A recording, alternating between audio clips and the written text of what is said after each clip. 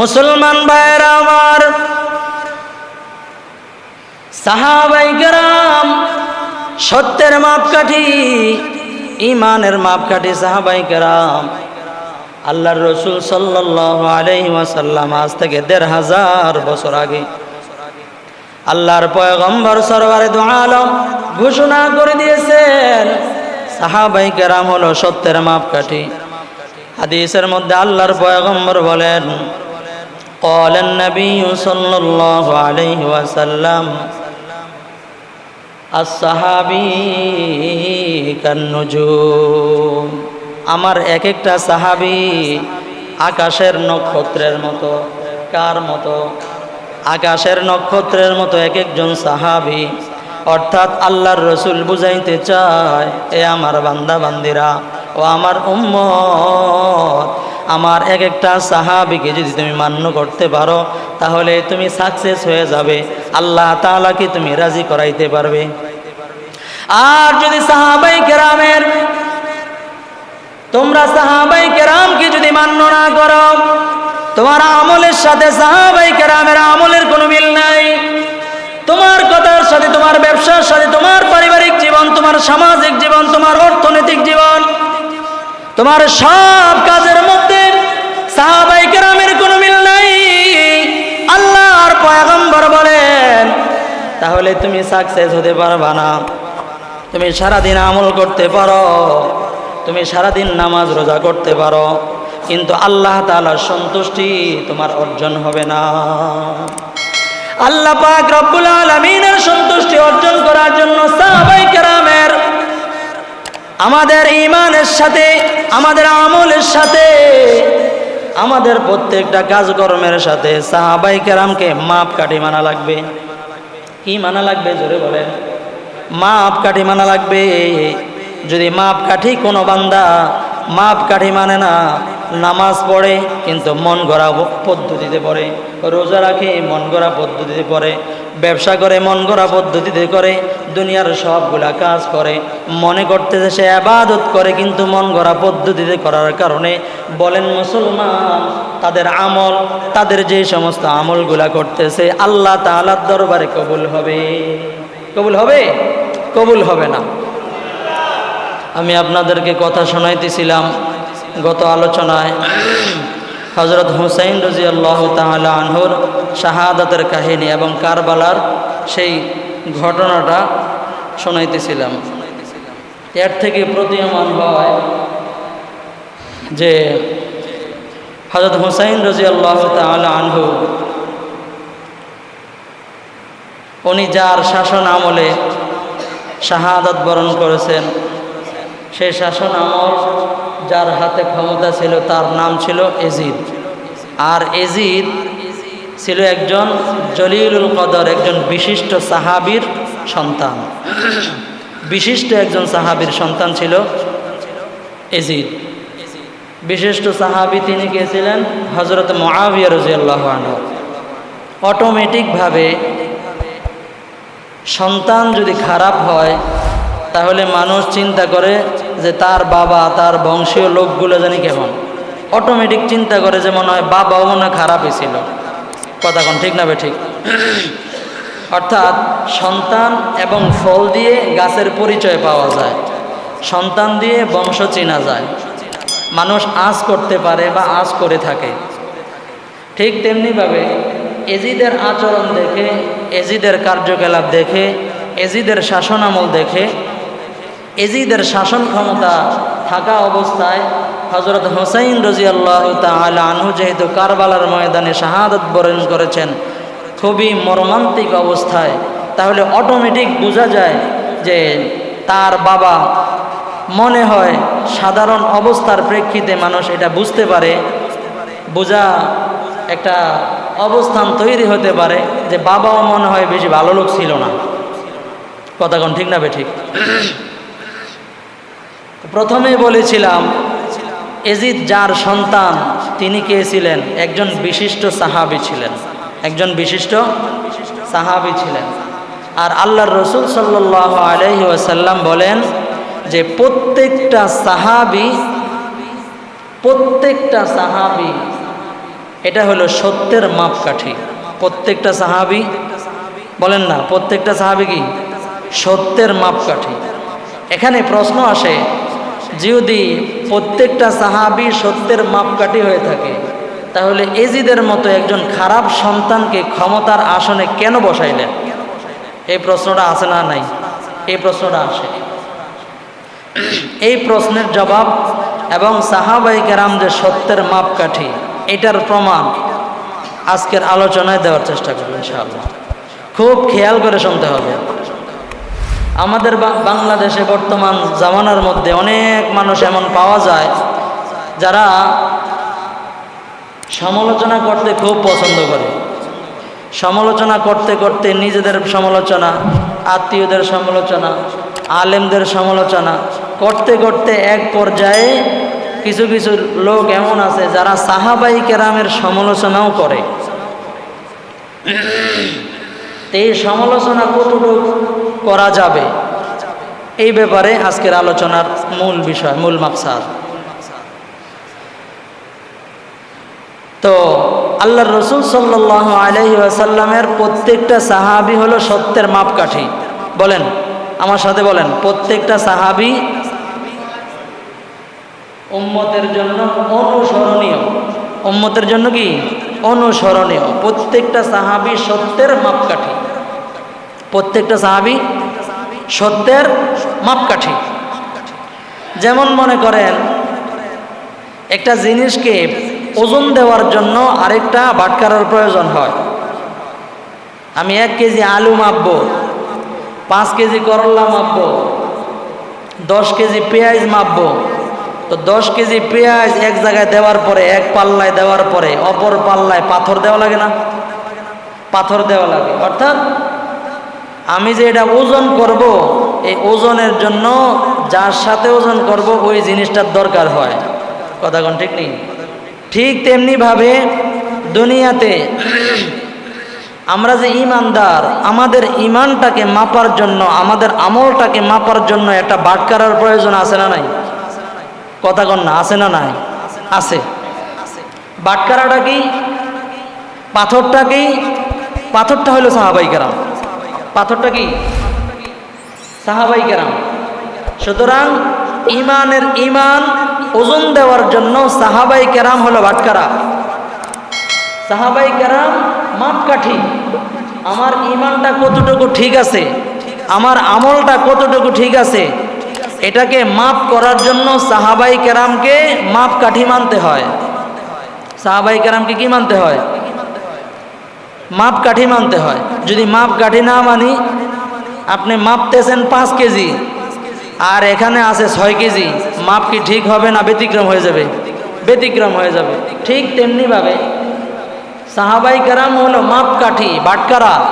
এই বাটখারাকে যদি কেউ সমস্যায় ফেলে দেয়, তাহলে যে যা কিছু ক্রয় করতেছে ওই জিনিসটা সমস্যায় পড়ে যায়। কথা কোন ঠিক না বেঠিক? সাহাবায়ে কেরামকে আমাদের আমলের মাপকাঠি মানতে হয়। সাহাবায়ে কেরামকে আমাদের আমলের মাপকাঠি মানতে হয়, আমাদের ইমানের মাপকাঠি মানতে হয়। এখন সাহাবায়ে কেরামকে যদি সত্যের মাপকাঠি, আমলের মাপকাঠি, ইমানের মাপকাঠি বলে, হুজুর এটা কোত্থেকে কইলেন? আপনি নিজের থেকে কইলে আমরা মানতাম না। নিজের থেকে বললে মানার দরকারও নাই। এটা আল্লাহ তাআলা কোরআনে হাকিমের মধ্যেই নিজেই ইরশাদ করছেন। আল্লাহ তাআলা বলেন, فَإِنْ آمَنُوا بِمِثْلِ مَا آمَنْتُمْ بِهِ فَقَدِ اهْتَدَوْا।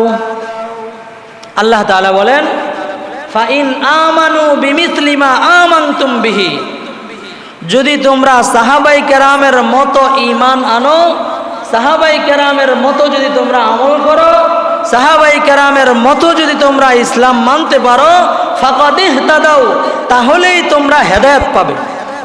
তাহলেই তোমরা হেদায়েত পাবে। তাইলে এখান থেকে বুঝেন, কেউ যদি ঈমান আনলো, আমল করলো, কিন্তু সাহাবায়ে কেরামের মতো হলো না, বলেন তো এই ব্যক্তি কি হেদায়েত পেতে পারে? বলেন না, হেদায়েত পেতে পারে? কেন? সে আমল করলো, নামাজ পড়লো, ঈমান আনলো, বাহ্যিকভাবে দেখা যায় তো এই আমল করলেই তো আল্লাহ খুশি হয়। কথা কোন ঠিক না ঠিক? তাইলে আল্লাহ তাআলা এই আমল করার পরেও আল্লাহ তাআলা খুশি না কেন? আল্লাহ তাআলা বলেন সাহাবাই কেরামের মতো হয় নাই, সাহাবাই কেরামের মতো হয় নাই।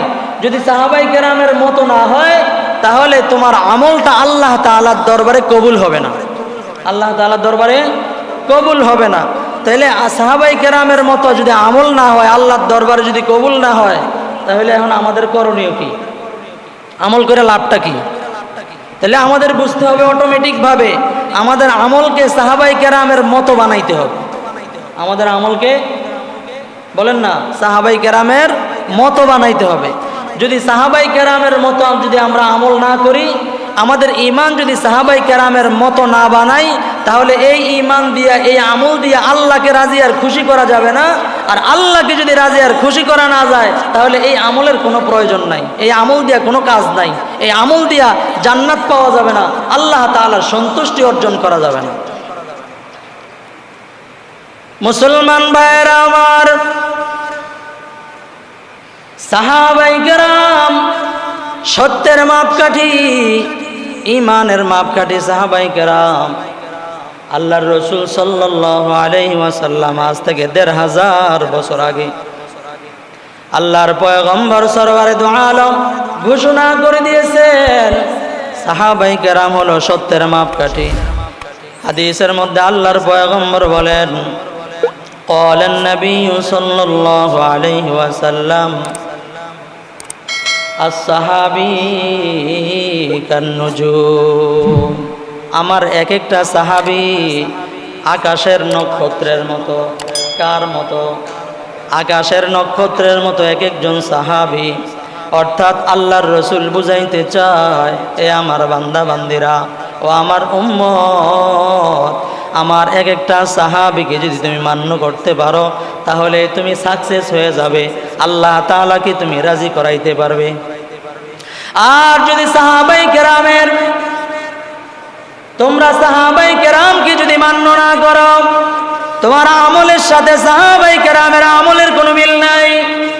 তোমার কথার সাথে, তোমার ব্যবসার সাথে, তোমার পারিবারিক জীবন, তোমার সামাজিক জীবন, তোমার অর্থনৈতিক জীবন, তোমার সব কাজের মধ্যে সাহাবাই কেরামের কোনো মিল নাই, আল্লাহর পয়গম্বর বলেন, তাহলে তুমি সাকসেস হতে পারবা না। তুমি সারাদিন আমল করতে পারো, তুমি সারাদিন নামাজ রোজা করতে পারো, কিন্তু আল্লাহ তাআলার সন্তুষ্টি তোমার অর্জন হবে না। আল্লাহ পাক রব্বুল আলামিনের সন্তুষ্টি অর্জন করার জন্য সাহাবাই কেরামের আমাদের ঈমানের সাথে, আমাদের আমলের সাথে, আমাদের প্রত্যেকটা কাজকর্মের সাথে সাহাবাই কেরামকে মাপকাঠি মানা লাগবে। কি মানা লাগবে? জোরে বলেন। মাপকাঠি মানা লাগবে। যদি মাপকাঠি কোনো বান্দা মাপকাঠি মানে না, নামাজ পড়ে কিন্তু মন গড়া পদ্ধতিতে পড়ে, রোজা রাখে মন গড়া পদ্ধতিতে পড়ে, ব্যবসা করে মন গড়া পদ্ধতিতে করে, দুনিয়ার সবগুলা কাজ করে, মনে করতেছে সে ইবাদত করে, কিন্তু মন গড়া পদ্ধতিতে করার কারণে বলেন মুসলমান, তাদের আমল, তাদের যে সমস্ত আমলগুলা করতেছে আল্লাহ তাআলার দরবারে কবুল হবে? কবুল হবে? কবুল হবে না। মুসলমান ভাইয়েরা আমার, শুধু তাই নয়, বলে হুজুর সাহাবাই কেরামকে যদি মাপকাঠি মানতে যাই, কিছু সাহাবাই কেরামের ভিতরে তো আমরা অনেক দোষ ত্রুটি দেখতে পাই। কি দেখতে পাই? দোষ ত্রুটি দেখতে পাই। আছে না নাই? ছিল।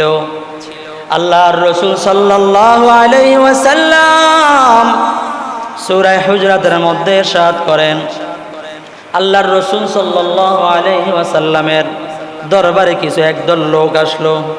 বুখারীর রিওয়ায়াত, বুখারী শরীফের মধ্যে হাদিস আছে, আল্লাহর পয়গম্বরের দরবারে একদল লোক আল্লাহর পয়গম্বরের দরবারে হাজির হওয়ার পর বনু তামিম গোত্রের দল একদল লোক এসে আল্লাহর রাসূলকে কাছে আইসা বসছেন। আল্লাহর রাসূল সাল্লাল্লাহু আলাইহি ওয়াসাল্লামকে বলতেছেন, ইয়া রাসূলুল্লাহ, বনু তামিম গোত্রের একজন সর্দারের প্রয়োজন। অর্থাৎ কাকে মানবে, কার কথা অনুযায়ী চলবে, একজন কর্ণধারের প্রয়োজন, একজন মান্যগণ্য ব্যক্তি আপনি বানায়া দেন। যে জায়গার মধ্যে মানার কোনো মানুষ নাই, সবাই যদি মাতবরি করতে যায় তাহলে সমাজের মধ্যে বিশৃঙ্খলা লেগে যায়। কথা কোন ঠিক না ঠিক? যেই সমাজের মধ্যে সবাই মাতবরি করে, যেই পরিবারের মধ্যে সবাই পণ্ডিতি করে, যেই দেশের মধ্যে সবাই ক্ষমতা দেখায়, বলেন তো এই দেশ কি শৃঙ্খল থাকে নাকি উশৃঙ্খল হয়ে যায়? উশৃঙ্খল হয়ে যায়। ঠিক তেমনিভাবে যেই পরিবারের মধ্যে, এটা আমার কথা না, আল্লাহ তাআলার কথা, 17 নম্বর পারায় সূরা আম্বিয়ার মধ্যে আছে। আল্লাহ তাআলা বলেন, লাউ কানা ফীহিমা আলিহাতুন ইল্লাল্লাহু লাফাসাদাতা।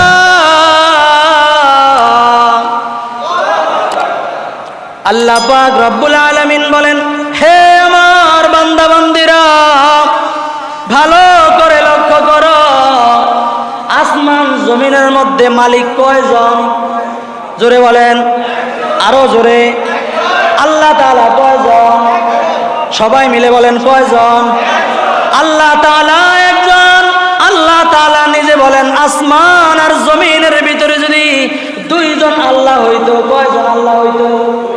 দুইজন যদি আল্লাহ হয়ে যাইতো, লাফাসাদাতা, আল্লাহ তাআলা নিজে বর্ণনা করেন, লাফাসাদাতা, ঝগড়া লাগতো। লাফাসাদাতা, অবশ্যই ঝগড়া লাগতো। কয়জন আল্লাহ হইলে? দুইজন আল্লাহ হইলে। তা আল্লাহ যদি দুইজন হইলে ঝগড়া লাগতো, তো যেই দেশের মধ্যে সরকার 2 জন 3 জন 4 জন হয়, সেই দেশের মধ্যে ঝগড়া লাগবো না, ভালো থাকবো? কথা কয় না। যেই সমাজের মধ্যে, যেই পরিবারের মধ্যে, যেই রাষ্ট্রের মধ্যে একাধিক শাসনকর্তা, কর্মক্ষমতাওয়ালা যদি একাধিক থাকে, শাসন যদি কয়েকজনই মিলে করে, ওই সমাজ, ওই রাষ্ট্র, ওই পরিবার ঠিক থাকে না উশৃঙ্খল হয়ে যায়? উশৃঙ্খল হয়ে যায়। আল্লাহ তাআলা এটাই বলেন, লাউ কানা ফীহিমা আলিহাতুন ইল্লাল্লাহু লাফাসাদাতা। আসমান জমিনের মালিক হলো কয়জন? জোরে বলেন, একজন। যদি আসমান আর জমিনের মধ্যে 2 জন আল্লাহ হয়ে যাইত, তাহলে আসমান আর জমিন ঠিক থাকতো না, তছনছ হয়ে যাইত। কার কথা? আল্লাহ তাআলার কথা। আল্লাহ তাআলা এই কথাটা সূরা আম্বিয়ার এই আয়াতের মধ্যে বলেন। ঠিক তেমনি ভাবে বুখারী শরীফের হাদিস, আল্লাহর রাসূলের দরবারে বনু তামিম গোত্রের লোকেরা এসে বলতেছে, ইয়া রাসূলুল্লাহ, আমাদের গোত্রের কোনো সর্দার নাই, এখন সবাই যদি মাতবরি করে তাহলে এটার মধ্যে তো বিশৃঙ্খলা সৃষ্টি হয়ে যাবে। আপনার দরবারে আসলাম, আপনি একজন সর্দার, একজন লিডার, একজন ইমাম আপনি বানায় দেন।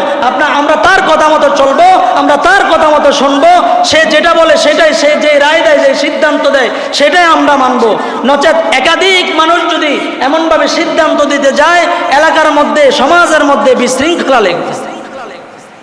কথা কোন ঠিক না বেঠিক? মুসলমান ভাইয়েরা আমার, আল্লাহর পয়গম্বর সরওয়ারে দু আলমের কাছে যখন নাকি বনু তামিম গোত্রের লোকেরা এসে এই কথা বলল, অনেক সাহাবাই কেরাম এই জায়গার মধ্যে উপস্থিত। হযরতে আবু বকর রাদিয়াল্লাহু তাআলা আনহু উপস্থিত এখানে, হযরতে ওমর রাদিয়াল্লাহু তাআলা আনহু এখানে উপস্থিত আছেন। হযরতে আবু বকর রাদিয়াল্লাহু তাআলা আনহু তাদের এই কথা শোনার পর হযরতে আবু বকর রাদিয়াল্লাহু তাআলা আনহু বলেন, কাব নামের একজন ব্যক্তি বনু তামিম গোত্রের, হযরতে আবু বকর সিদ্দিক রাদিয়াল্লাহু তাআলা আনহু বলতেছেন, কাব সে যেন এই বনু তামিম গোত্রের সর্দার হতে পারে। হযরতে আবু বকর রাদিয়াল্লাহু তাআলা আনহু ওনার নাম প্রস্তাব করলেন সর্দার হওয়ার জন্য। পরক্ষণে কিছুক্ষণ পর হযরতে ওমর রাদিয়াল্লাহু তাআলা আনহু বলতেছেন, ইয়া রাসূলুল্লাহ, কাব বিন হাবিস অন্য একজন মানুষ, আরেকজন ব্যক্তি, ইয়া রাসূলুল্লাহ, ওই ব্যক্তি বনু তামিম গোত্রের সর্দার হইতে পারে, লিডার হইতে পারে। দুইজনের প্রস্তাব হইল, একরকম না দুই রকম? বলেন না, একরকম না দুই রকম? দুই রকম। হযরত আবু বকর রাদিয়াল্লাহু তাআলা আনহু একজনের নাম প্রস্তাব করলেন, আর হযরত ওমর রাদিয়াল্লাহু তাআলা আনহু আরেকজনের নাম প্রস্তাব করলেন। হইতে পারে না যে আপনার কাছে এরে ভাল লাগে আর ওনার কাছে আরেকজনের ভাল লাগে, হয় না? এমন। তো হযরত আবু বকর রাদিয়াল্লাহু তাআলা আনহু যখন দেখলেন ওমর রাদিয়াল্লাহু আনহু আরেকজনের নাম প্রস্তাব করে, এমন সময় হযরতে আবু বকর রাদিয়াল্লাহু আনহু বলতেছেন, হে ওমর, তুমি আমার বিরোধিতা করতেছো। কি করতেছো? বিরোধিতা করতেছো। হযরত ওমর রাদিয়াল্লাহু আনহু বলেন, না, বিরোধিতা করতেছি না, আমার কাছে তাকে পছন্দ হয়েছে, এই জন্য আমি তার নামটা ঘোষণা করলাম।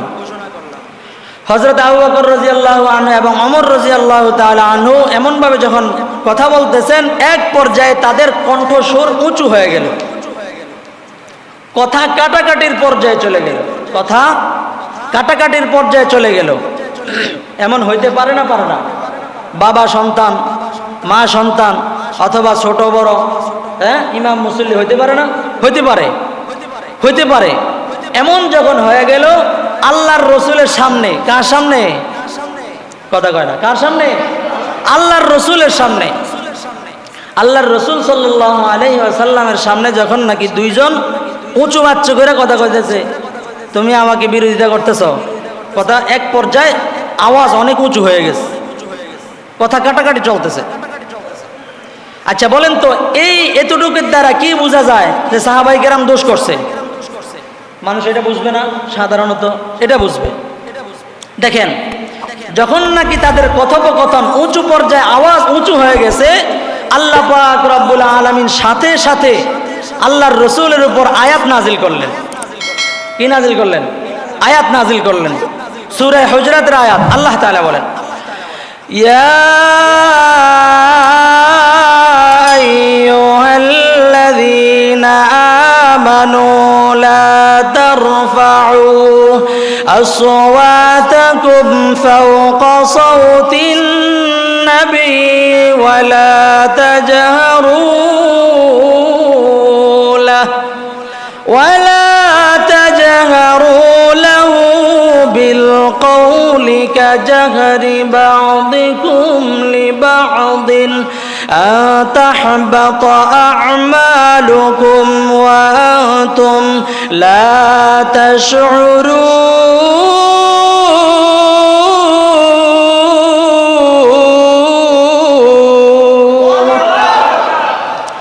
আল্লাহ পাক রব্বুল আলামিন বলতেছেন, হে ঈমানদারেরা, ও মুসলমানেরা, ও আমার বান্দা বান্দিরা, লা তারফাউ আসওয়াতাকুম ফাওকা সাওতিন নবী, হে আমার বান্দা বান্দিরা, ভালো করে শুনে রাখো, লা তারফাউ আসওয়াতাকুম, তোমরা তোমাদের আওয়াজকে নবীর আওয়াজের উপর উচ্চ করতে পারবে না। কার কথা? জোরে বলেন না, কার কথা? আল্লাহ তাআলার কথা। আল্লাহ কি বলেন? নবীর আওয়াজের সামনে তোমাদের আওয়াজ যেন উঁচু না হয়। আল্লাহ তাআলা আয়াত নাজিল করলেন। বুখারী শরীফের এবং তাফসিরে ইবনে কাসিরের মধ্যে অনেকগুলো ঘটনা এমন আছে যে আল্লাহর রাসূল সাল্লাল্লাহু আলাইহি ওয়াসাল্লামের উপর যখন নাকি এই আয়াত নাজিল হয়ে গেল, তো সাহাবায়ে কেরামের কিছু কিছু মানুষ এমন আছে যে তারা আস্তে কথা বললেও জোরে হয়। কথা কোন ঠিক নেই? আমার আওয়াজের অবস্থা হইলে আমি জোরে কইলেও আস্তে হয়। আর কিছু কিছু মানুষ আছে আস্তে কইলেও কি হয়? জোরে হয়। এটা আল্লাহ তাআলার পক্ষ থেকে দেওয়া, কিছু করার নাই। এখন সাহাবায়ে কেরামের ভিতরে কিছু কিছু মানুষ এমন সাহাবীরা যে ওনারা কথা কয় স্বাভাবিক গতিতে, কিন্তু আওয়াজ অনেক উঁচু হয়। কয়েকজন সাহাবীর ঘটনা এমন যে আল্লাহর রসুল যখন এই আয়াতে কারিমা তেলাওয়াত করলেন, এই আয়াতে কারিমা তেলাওয়াত করার সাথে সাথে তাদের অবস্থা এমন হয়ে গেল যে তারা এখন কথা বললে আর শোনা যায় না। কথা বললে কি করা যায় না? শোনা যায় না। আমরা অনেক সময় চিন্তা করি না যে কথা বলে সবার উপর আমার কথাটা যেন থাকে, যাই যেমনি ইচ্ছা হেমনি কয়। কথা কোন আছে না নাই? তাহলে আজকের এই আলোচনা শোনার পরে আমাদের কি করা উচিত বলেন তো? মুরব্বীদের সামনে, বড়দের সামনে, আলেমদের সামনে উঁচু আওয়াজে কথা বলা বন্ধ। উঁচু আওয়াজে কথা বলা বন্ধ। মুফাসসিরিনে কেরাম এই আয়াতের ব্যাখ্যায় লিখেন যে নবী আম্বিয়া কেরামের সামনে এবং উলামায়ে কেরামের সামনে এমনভাবে ভদ্রতা বজায় রেখে কথা বলতে হবে যেটা নাকি একজন বড় ব্যক্তি, বাবা, মা এবং বড় ব্যক্তিত্ব যারা, এরা যেন এই কথার দ্বারা তার শুধু আওয়াজ উঁচু না হয়, বরঞ্চ এই কথার দ্বারা যেন কোনো ধরনের কষ্ট না পায়, এটা বজায় রাখা উম্মতের জন্য জরুরি। তাহলে আমরা আজকে কথা কিভাবে বলবো? উঁচু আওয়াজে নাকি বড় আওয়াজে? ব্যক্তি অবস্থায় সেইভাবে কথা বলবো, বলেন না ইনশাআল্লাহ? রাজি আছেন নি? ইনশাআল্লাহ। যদি আপনি না মানেন তাহলে কোরআনে কারিমের আয়াত আপনি মানলেন না। আপনি যদি কোরআনে কারিমের আয়াত না মানেন তাহলে আপনার অবস্থা কোথায়, কেমন মুসলমান, কেমন নামাজি, এটা আপনি নিজেই চিন্তা করেন। তো সাহাবাই কেরামের ব্যাপারে দুইজনের সাথে কথোপকথন কাটাকাটি হচ্ছিল। দুইজনের নাম কি? কথা কয় না? আবু বকর এবং ওমর। এরা কি নিম্নমানের সাহাবী নাকি সবচেয়ে ঊর্ধ্বতন সাহাবী? সবচাইতে ঊর্ধ্বের সাহাবী। খোলাফায়ে রাশিদিন, 4 খলিফার প্রথম দুইজন। এই দুইজনের মধ্যে কথা কাটাকাটি নাজিল হয়ে গেল, তোমরা কার সামনে উচ্চবাচ্য কথা বলবে না? নবীর সামনে। কার সামনে? নবীর সামনে। মুফাসসিরিনে কেরাম বলেন এই নুজুল হলো খাস, কিন্তু হুকুম হবে কিয়ামত পর্যন্ত আম। অর্থাৎ মান্যগণ্য এবং ওলামায়ে কেরাম, বড় বড় ব্যক্তিত্ব যারা, এদের সামনে কথা বলতে গেলে কথার আদব বজায় রেখে কথা বলতে হয়। কথার আদব বজায় রেখে কথা বলতে হয়। এবার চিন্তা করেন, কথার মধ্যে যদি আদব থাকে তাহলে আপনার আচার ব্যবহারে নাকি কেমন আদব থাকা দরকার, আছে না নাই? তো বলতেছিলাম হলো হযরত ওমর রাদিয়াল্লাহু তাআলা আনহু, ওনার ব্যক্তিগত স্বভাব ছিল সাধারণভাবে কথা বললেও সবার চাইতে উপরে শোনা যেত। সবার চাইতে কি শোনা যেত? কথা কয় আস্তে, শোনা যায় বড়। ওনার স্বাভাবিক গতি কিন্তু সবার উপরে হয়ে যায়। হযরত ওমর রাদিয়াল্লাহু আনহু এই আয়াত শোনার পরে, কারণ অবস্থা এমন হয়েছে যে উনি কথা বলে আল্লাহর রাসূল আর কথাই শোনে না, কথাই শোনে না। এমন ভাবে আস্তে আস্তে আস্তে কথা কয়, আজকে একবার আস্তে আস্তে। আল্লাহর রাসূল শোনে না। আল্লাহর রাসূল আওয়াজই গায়, কি কইছে ওমর, আবার কও। ওমর কি বলছো, কথা শুনি নাই, আবার কও। তবে এই জায়গার মধ্যে এটাও একটা আদব যে এমন ভাবে কথা না বলা যে আবার বলতে হয়, এই কি কইছে, আবার কও। অত উঁচু হতে পারবে না, বেশি নিচু হতে পারবে না। স্বাভাবিক আদব বজায় রেখে কান পর্যন্ত শুনতে পারে এই পরিমাণ নিম্ন আওয়াজে কথা বলতে হবে। এই নিম্ন আওয়াজে কি বলতে হবে? কথা বলতে হবে। বুঝছেন নি আমার এখনকার এই কথাটা? বুঝছেন? তাহলে কথা বলার আদব আছে না নাই? আছে। এমন ওস্তাদের সাথে কেমন ভাবে কথা বলতে হবে, মা বাবার সামনে কেমন ভাবে কথা বলতে হবে, মসজিদের ভিতরে এসে কিভাবে কথা বলতে হবে, এটারও আদব আছে না নাই? আছে। তো অন্য সময় বলা হবে ইনশাআল্লাহ। তো যেটা বলতেছিলাম, হযরত ওমর রাদিয়াল্লাহু আনহু যখন এই আয়াত শুনলেন সাথে সাথে চিন্তা করলেন যে আমি আর উচ্চ আওয়াজে কথা বলবো না।